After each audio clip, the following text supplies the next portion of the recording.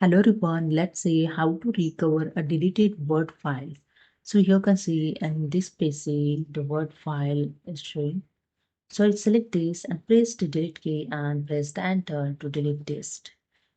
If your Word file by mistakenly deleted, then you can recover easily.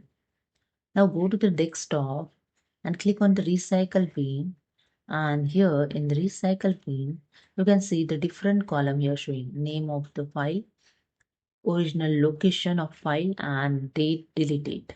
Okay, so just click on the date deleted option and you can see the recent file deleted here showing date and timing also you can check it. Okay, to recover this file, right click on this file, then click on the restore option and done. Now I close the recycle bin. Now open here the file explorer and here you see my deleted file is recovered. And the second way, simply right click on the inside the folder, click on the properties, and here the Word file properties, click on the previous version tabs. And here in previous version tab, if you don't see any previous version, this feature wasn't enabled on your computer. Okay, if it's showing, you can easily restore. You can see here in the below side restore option also available. Okay, and my laptop also not available, so you can check your laptop or computer. So just close this dialog box and done.